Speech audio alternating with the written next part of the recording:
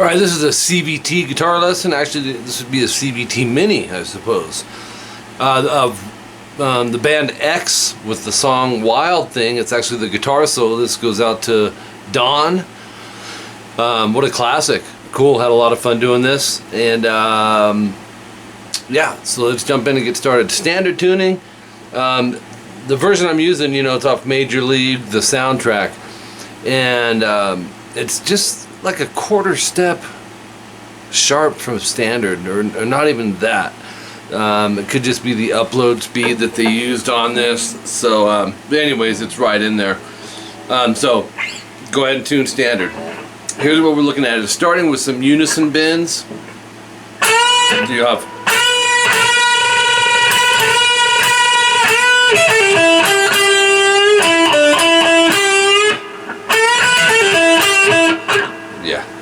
and I subgrouped them.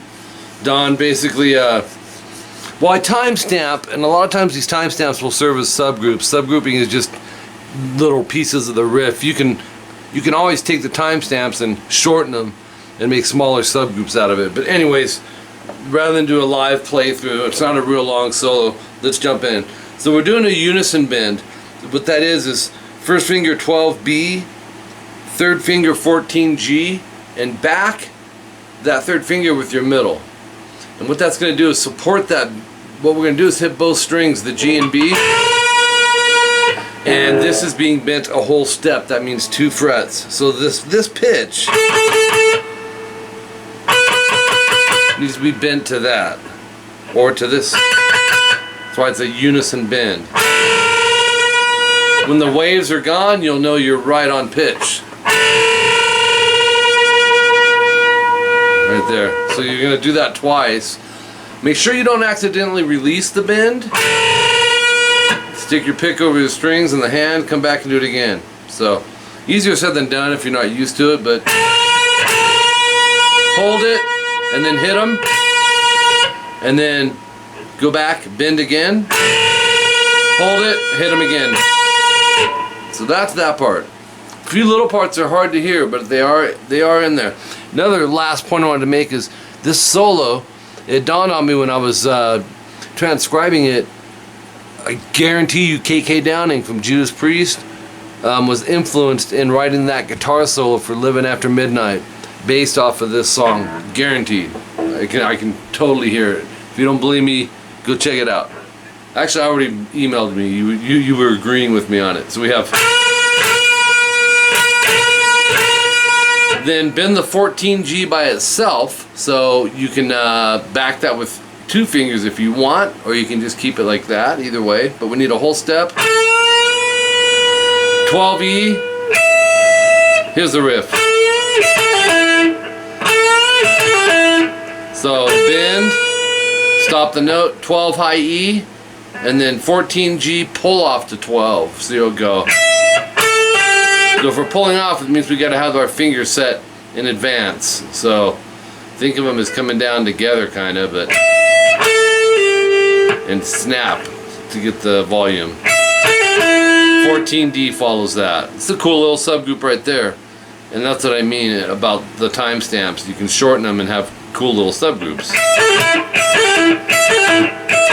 All right, so then 12G twice. And it's a half step bend. So a half step is a 1 fret bend. The guitar is set up in half steps, 1 fret at a time. So it's real slight, used a lot in blues. 14, 12, 14, 14 on the D. And then 12G this time, a whole step bend with a break. Just you want to end the bend with this. When you reach that whole step, just silence the note instead of going and letting it ring. So 207 is our next timestamp. So that eliminates the timestamp of 158, which I don't know if I had mentioned. 14G. We're going to bend that a whole step. So third finger, back it with at least the middle. You might know this run. but 12B and 12E after that. Right? Then slight rest, and then 14 pull off to 12 on the G, to 14D, 12G, 14D. Great subgroup. And that's another thing, Don, is you can, a good way to figure out your own subgroups is from, like if you got a rest or a break, take it from that to the next one if it's short, you know, and this one is. So that would be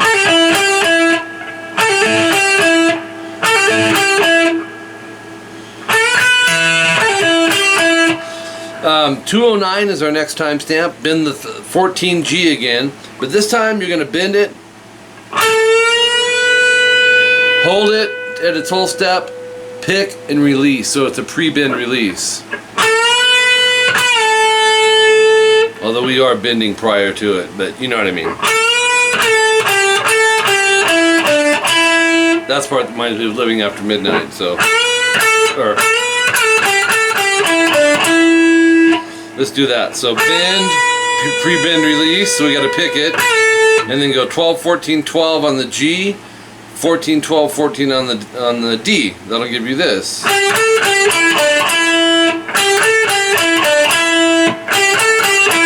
Make a loop out of it.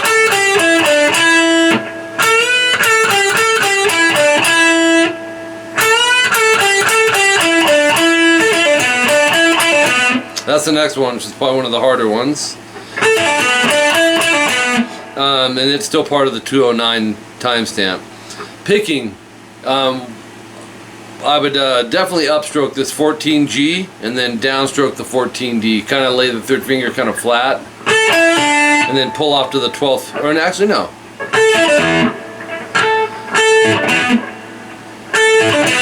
It's actually, why was I thinking pull off there? So it's down up 14, 12D, and then down on 14A. So that in itself is a good little part to go over.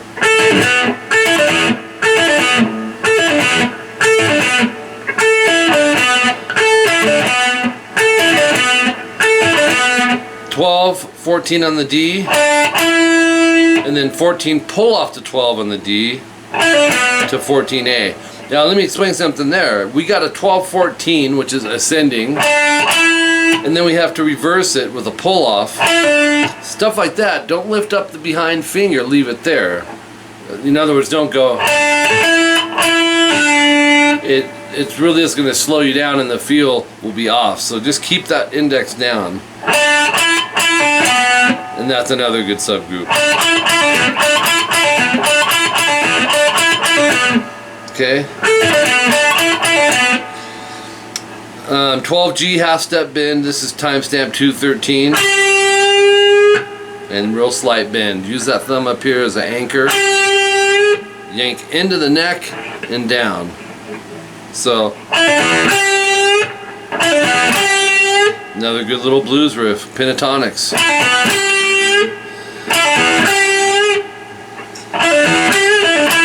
14 pull off to 12 on the D, and then pick the 14. Then we're going to go 14, 12, D, G twice. So,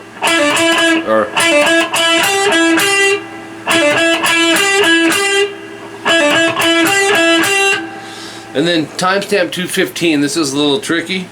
Bend the 14G, let it ring for a second, and then bend it. Here's what it is.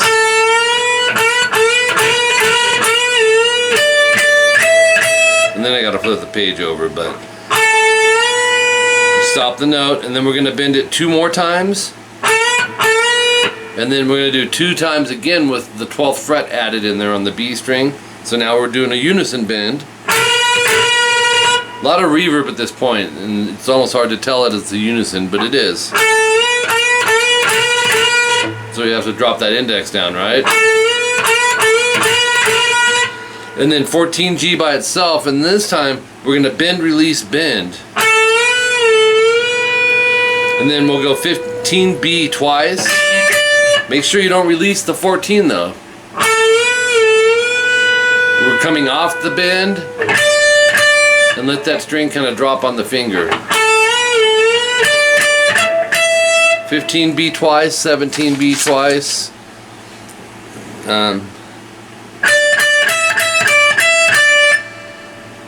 Yeah. Hold on. 15, 15, 17, 17. And then 15, 17B. So 15, 17B, and then 15, 17, 15E. So the back page will be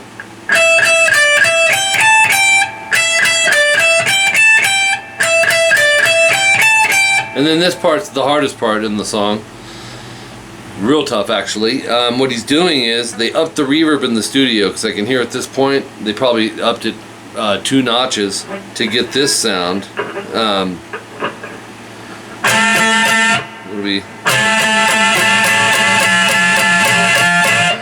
So there's a couple ways I want you to approach this. 17 on the E, B, and the G. You can kind of pre-grab it. You don't have a lot of time, and get all those strings under the finger. And you're just gonna bend it like about a half step, but you're gonna do that. You'll see double dots.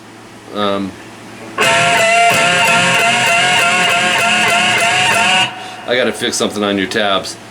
It'll be 12 times of bending it. If it's easier, just do the E and B.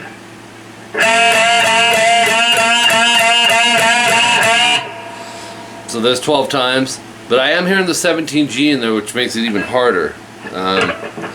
Back it with a couple fingers. And then the last 4 times, start bringing the notes down. So it would end with 1, 2, 3, 4. So if we did the E and B, we have.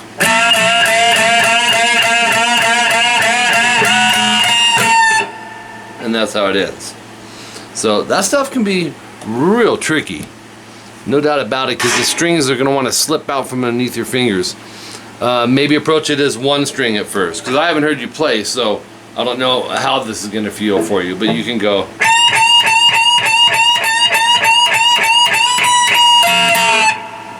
And then add the B string later.